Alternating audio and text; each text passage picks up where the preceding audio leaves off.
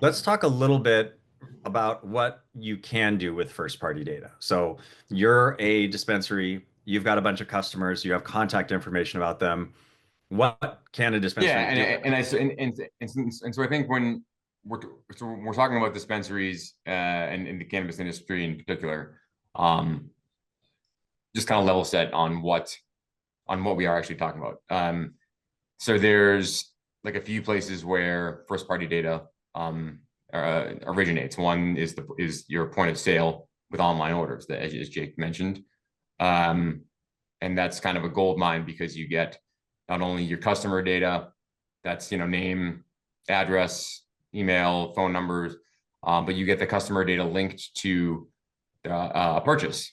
So whether it be SKU level data that you're looking for, like certain products or actually product types, you're kind of getting that real gold of and wealth of information on your customers as it streams in. And cannabis, before Jake and I were doing prep on this call, and I think a silver lining in the kind of walled garden industry that cannabis is that there's cannabis specific, point of sale software. And so, making sure that you kind of keep that record of your customers and kind of are using that data wisely is kind of the most important part of curating like a first party data list. And there's other ways to get first party data through loyalty programs, signups to your website and things like that.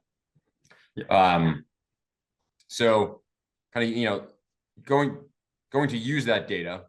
And I don't want to be kind of too simplistic, kind of starting out of the gate, but when we talk to dispensaries, when we talk to folks in the industry, there's a kind of I think when you talk about cannabis data, a lot of the discussion is about inventory on shelves and kind of sales, either week over week or month over month, year over year.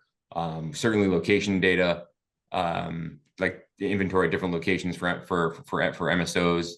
But I think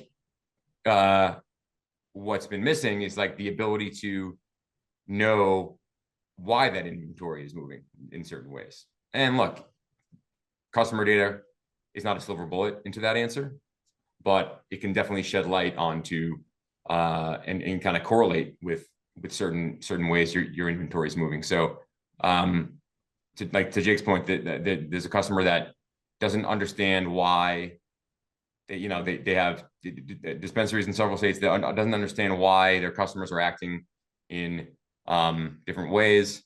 So the first place you could look at would be the kind of traditional, like look at pricing, inventory, products available. But then secondly, looking at customer profiles themselves. So back to the point of sale data, your loyalty program data, people that are engaging with you, giving you their, when we say first party data, that's data where your customers check the box at the bottom of the page and said, I think it's okay that this dispensary reaches out to me again or keeps in touch with me. That's all first party data. And so getting a customer profile for a certain location, if you have a round number, 5,000 customers in one state, you can begin to aggregate what does that 5,000 person list look like? Is everybody ordering online? Is everybody buying a similar product? Is everybody coming in certain times of the week, certain times of the day, certain times of the month, certainly? And then, you kind of begin to look at different patterns, and there's actually deeper ways to look at customers as well. I mean, Jake, something that MediaGel has, I think, been on the forefront of doing is kind of then enriching that customer data, first party data list with kind of which will be called third party data, which is the data you kind of append to your customer data.